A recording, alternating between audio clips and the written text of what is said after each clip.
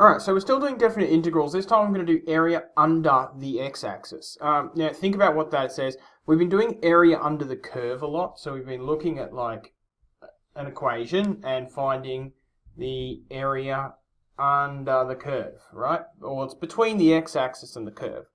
But what if the equation looked like this, and I wanted to know that area? What do we do then? And so this question kind of tackles that issue. Alright, so it says find the area between the x-axis and f of x equals x squared minus 4, between x equals 0 and x equals 2. Now, if I sketch x squared minus 4, what do I get? Well, x squared is that. That's x squared. So x squared minus 4 is that shifted 4 down.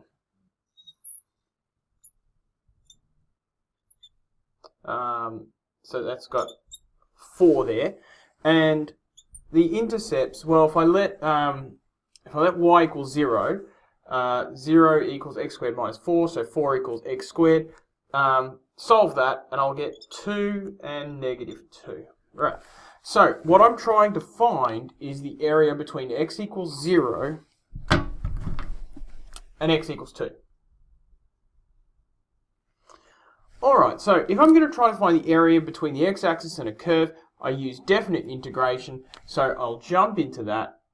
I'm integrating between 2 and 0, and I'm integrating x squared minus 4 with respect to x. Now when I do that, I'll get x cubed over 3 minus 4x between 2 and 0.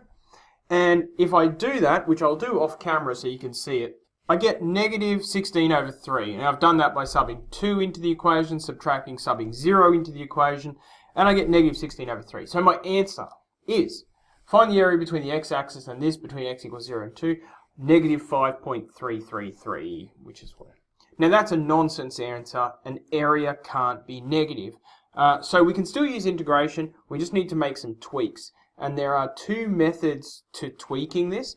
And sometimes you'll find one of the methods useful, sometimes you'll find the other method useful. Here's the 2 methods. Alright, so method 1 is reverse the bounds, or terminals, whatever word you want to use here. So that's a really neat trick. If you've got an area that's underneath a curve, all you need to do is reverse the bounds.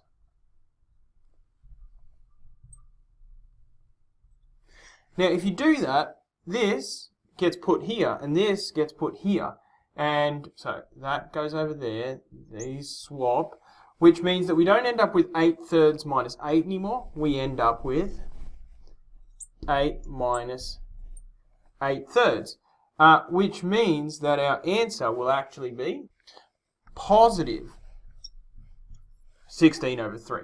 So it doesn't change the number. The only thing it alters is the sign. So there is a neat little trick, and it is very, very useful. Reverse the bounds if it's under the curve. Now, what if you knew it was under the curve? Well, actually, what if you knew it was either above the curve or below the curve totally, but you didn't know which one it was? If you reverse the terminals, you're going to end up with a negative answer when you wanted a positive answer, or vice versa. In that case, or just when you don't feel like reversing terminals, or if you think you're going to get confused reversing terminals, there is a sneaky second way which feels a little more foolproof, I guess. Method 2 is all about using an absolute value. Now you've seen absolute values before. The absolute value of negative 5 is 5. You just wrap 2 of these straight lines around something, and it doesn't matter whether it's negative or positive, the answer is positive. So if I were to redo this whole thing using absolute values, what does it look like? I keep the terminals the correct way around, but I say the area under the curve is the absolute value of that. And then the area, I'll use a different color for my absolute values. Absolute value, absolute value. And then absolute value, absolute value. But the terminals are where they were supposed to be, 2, 0. Now that means that I don't need to swap anything around here. I just say absolute value, absolute value. And that means that these didn't get swapped around at all. It was actually 8/3 minus 8 wrapped in absolute values. And this incorrect answer wrapped in absolute values gives me the correct answer. Alright, so the area under the x-axis, two ways to do it. One way, reverse the bounds. So this one first, that one second. Second way to do it, absolute values. Alright, so I've tried to give you a working view of how that works. Whichever method you choose, it doesn't really matter, but sometimes one is more useful than the other.